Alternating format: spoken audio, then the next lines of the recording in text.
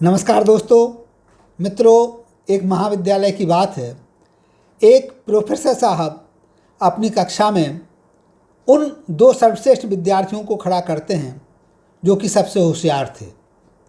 उन बच्चों से वो कहते हैं कि आप लोगों को एक सप्ताह के अंदर एक होमवर्क पूरा करना है। उनको बताया जाता है कि एक बच्चे को उस चीज़ की खोज करना है जो कि उसकी दृष्टि में पूरी तरह से अनुपयोगी हो, और दूसरे बच्चे को इस चीज़ की खोज करना है कि जो बहुत ही अच्छी हो, बहुत ही उपयोगी हो।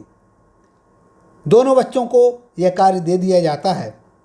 एक सप्ताह के उपरांत पुनः उन दोनों बच्चों को कक्षा में बुलाया जाता है और उनसे अपने अपने विचार रखने के लिए कहा जाता है।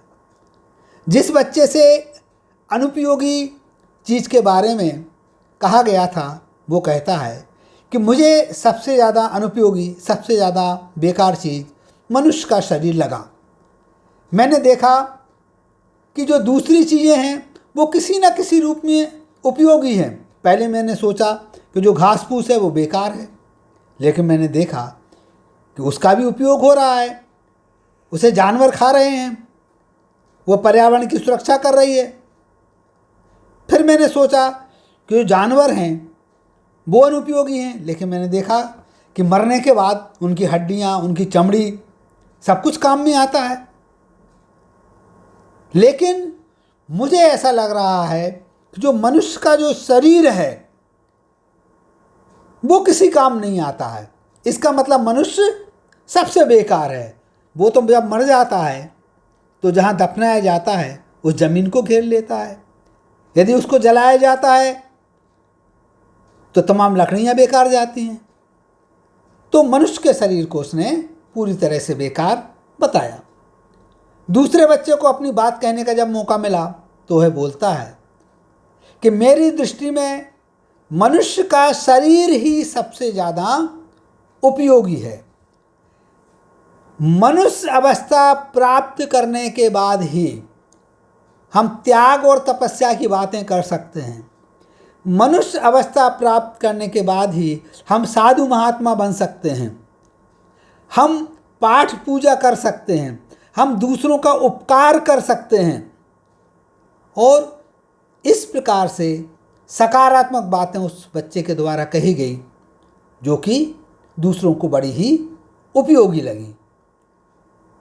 उसने यह भी बताया कि यदि हम सांसारिक दृष्टि से देखते हैं तो मनुष्य ही एक ऐसा प्राणी है जो दूसरों की रक्षा करता है, दूसरों की सुरक्षा करता है, उनके ऊपर ध्यान देता है।